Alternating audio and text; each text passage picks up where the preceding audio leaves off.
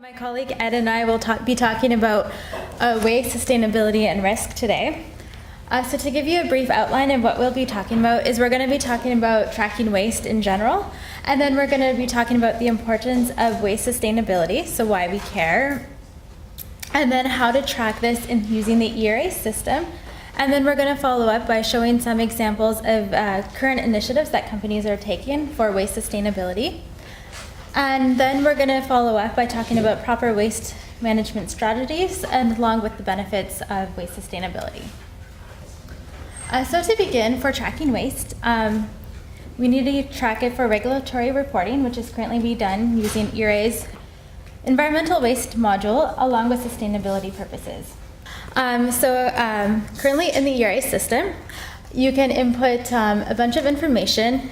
It keeps it in one place, and then you get multiple outputs with one set of data. So as an example, you can do all your regulatory environmental reporting, along with you can do waste management, which we'll be discussing tomorrow, KPIs, and sustainability. And so reasons to care about waste sustainability. So if you recall during Erin's presentation this morning, she did a life cycle analysis of one of our clients, and they thought the most impactful part of their cycle would be the drum production. However, it turns out that the biggest impactful was disposal and the steel production. So this is a good reason why to care about waste sustainability. And along with, it's both really important internal and externally. Now, there's also risks with waste, so this is another reason to care. So we have the social risks. So storage of waste could lead to the potential spills and leaks, which could potentially put employees at harm if there was a spill. And also the disposal of hazardous waste in landfill sites could be potentially hazardous for those living in the surrounding areas. So for example, it can cause birth defects of unborn children, as well as it can increase the rate of cancer. Now, there's also environmental risks. So if you improperly store or dispose of your hazardous waste, it may contaminate the surface or groundwater supplies. And what this can do is, because some toxins may persist in the environment and accumulate, it can be very hard to get rid of those. And as well, there's the economic risks associated with waste. So there was an Australian study done, and it turns out there's two main categories of economic risks.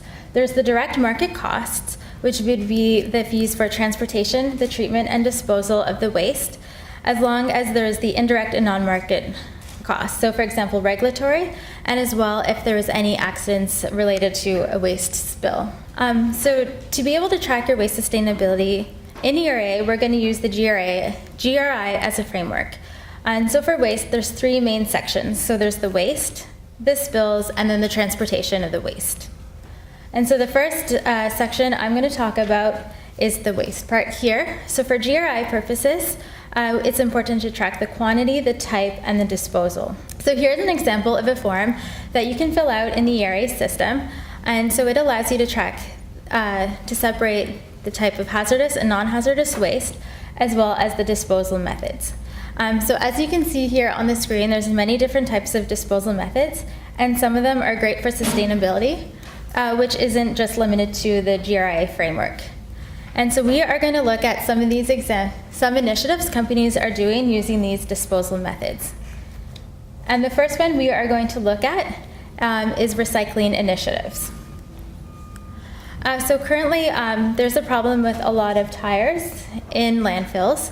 And so California is taking initiative to turn these tires into asphalt. And so what this does, it's reducing the number of tires in the landfill by 75% in California, and it's all, with the materials in the tires, it's increasing the quality and the traction of roads. Another example is problem with plastic water bottles. And so what some people are doing is they're turning it into chairs.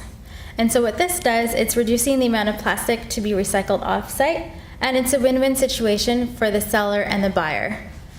So for the seller, it's a win situation because they are getting these materials at a much cheaper cost than it would be buying fresh new raw materials. And it's a win situation for the seller, because they don't have to pay for it to be recycled off-site. And as an example, one of our current clients, Mercedes-Benz, is taking this initiative. And the following slide here is shown in their cafeteria at the Alabama facility. So this was created by Sarah Ann Davidson. She is a part of the environmental team at Mercedes-Benz. So here's an example of what our current client is doing to eliminate plastic water bottles. And if you're taking such an initiative or any recycling initiative, you can track your progress using a KPI in the ERA database. So here's an example of the waste recycled versus total waste per year. So in red, you see the total amount of waste produced, and then in blue, you can see the amount recycled offsite. Another example of a KPI that you can use is waste recycled versus hazardous waste versus the total waste, and this example is per month. So in blue, you can see the total amount produced. In red, you can see how much of it is hazardous waste, and then in green, you can see how much of it was recycled. So another example of initiative that I want to talk about today is Solvent Recovery.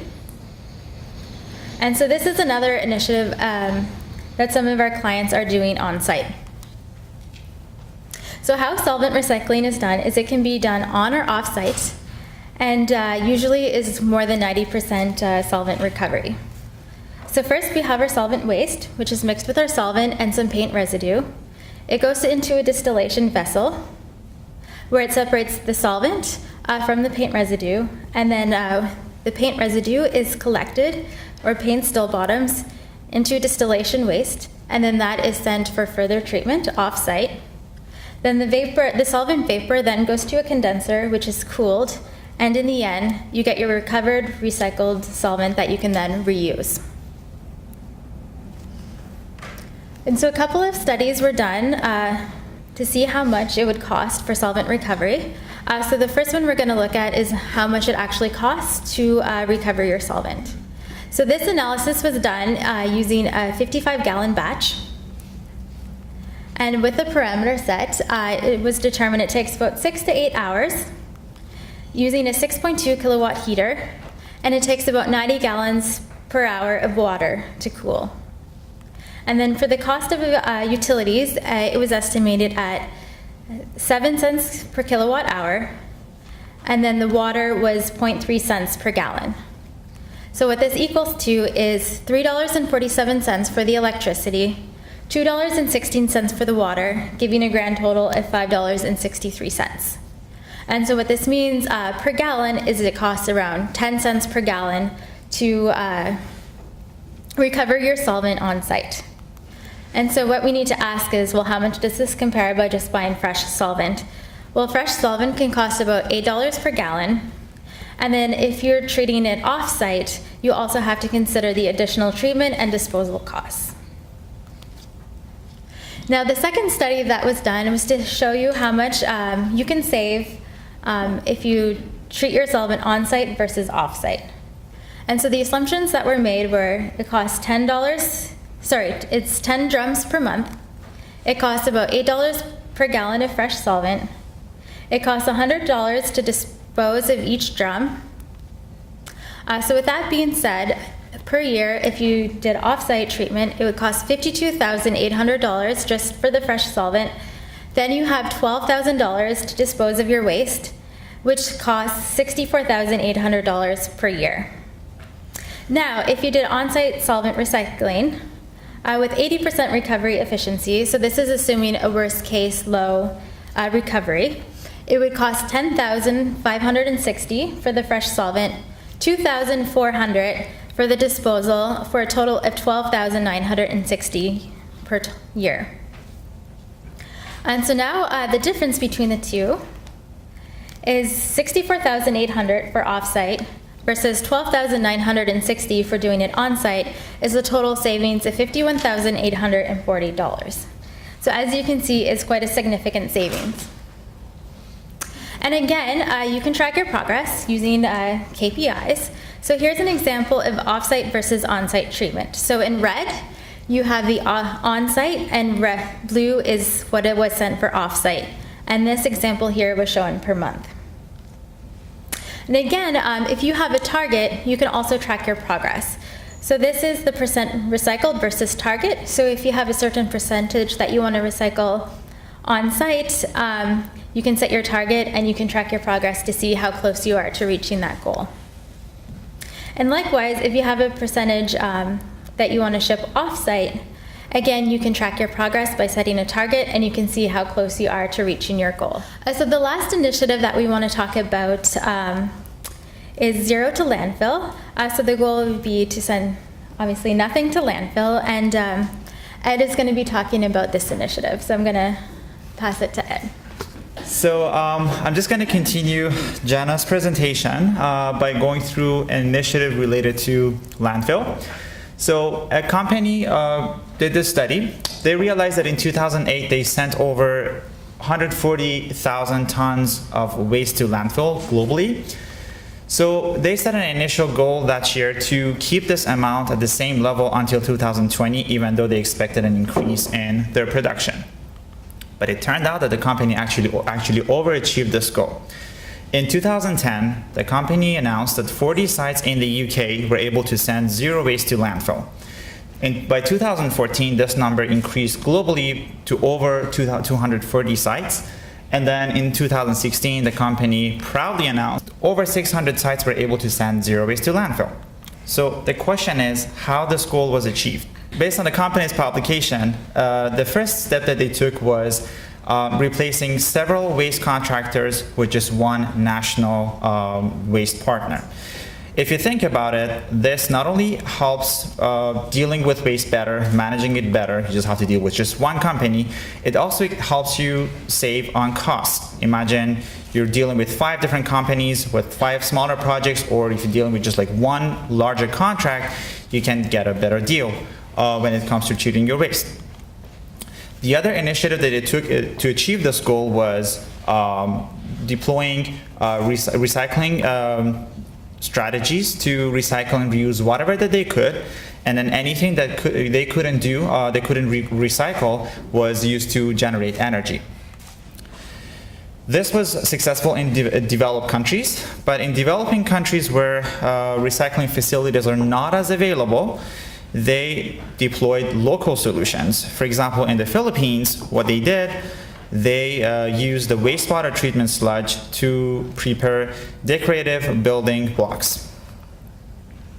So if you're taking this initiative, you want to track how much waste you send to landfill. If you're like overseeing certain some facilities in your company, you want to see how they progress. You can do that visually using the ERA KPIs.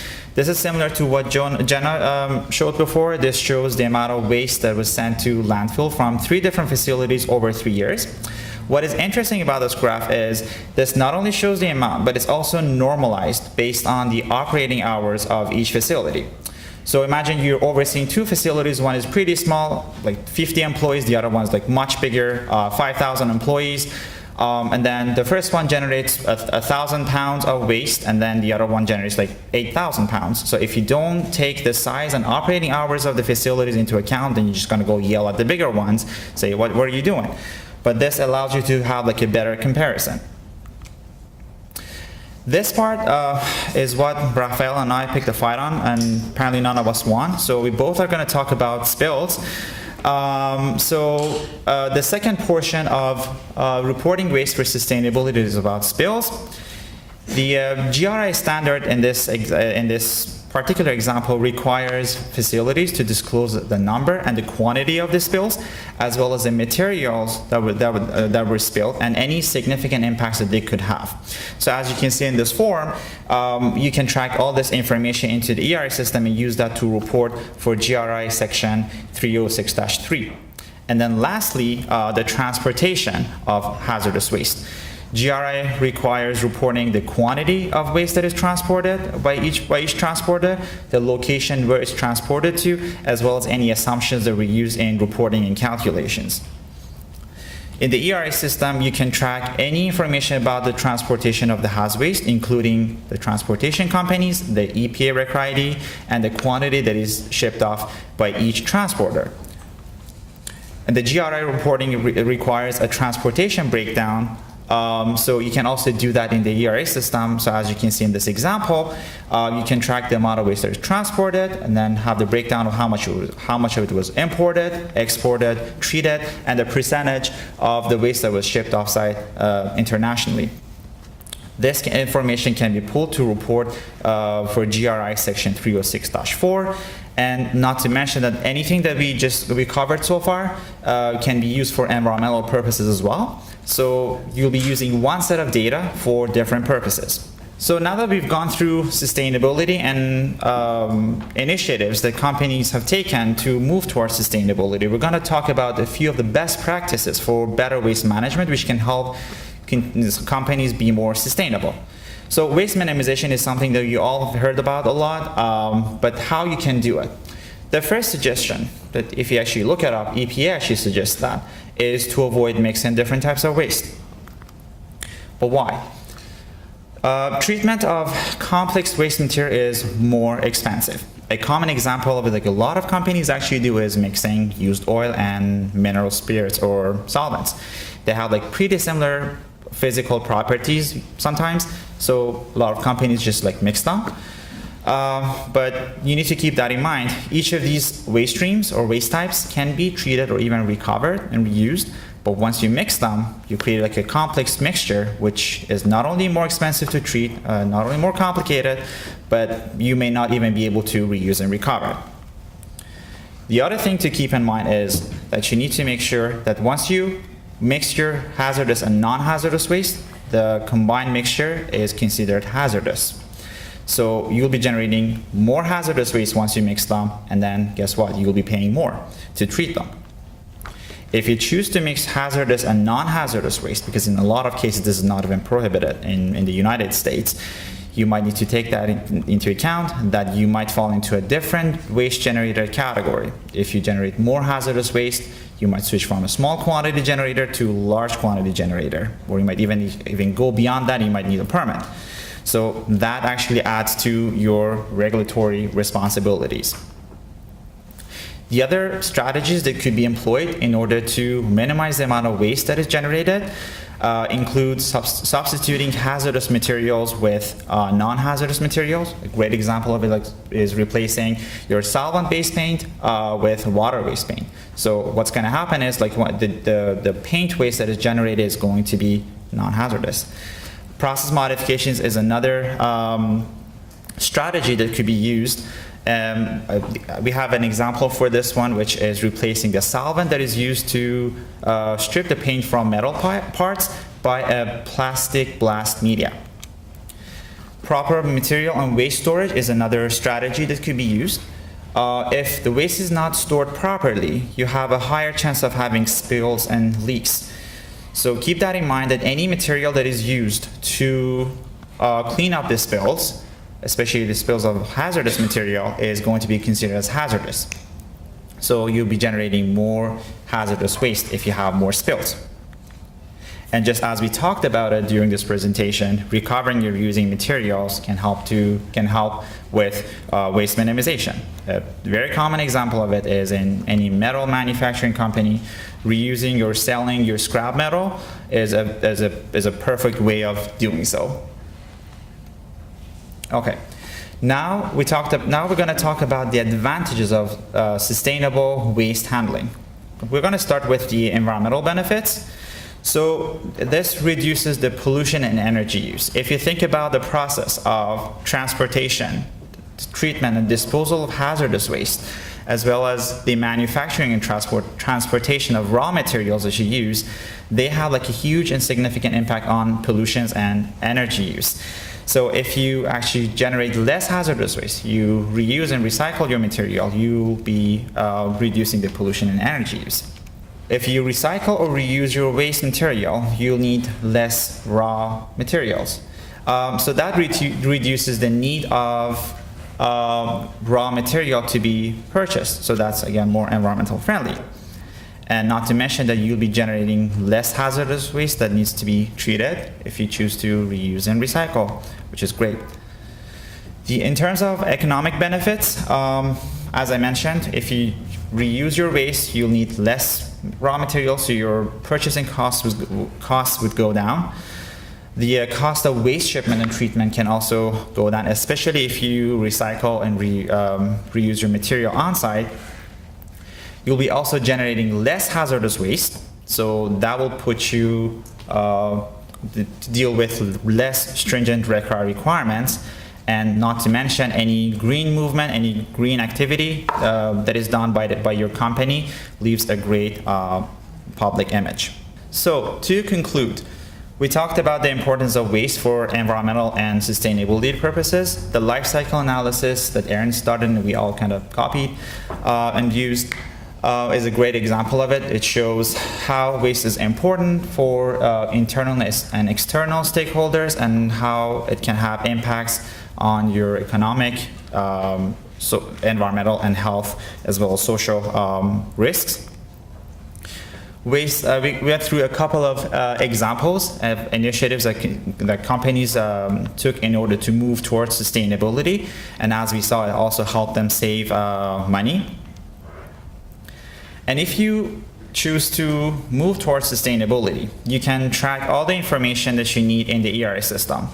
So all the information that you need to track for sustainability is going to be tracked in our forms, as you saw the examples.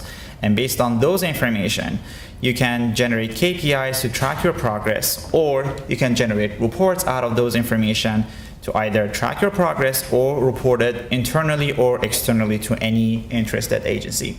And that's it. Thank you.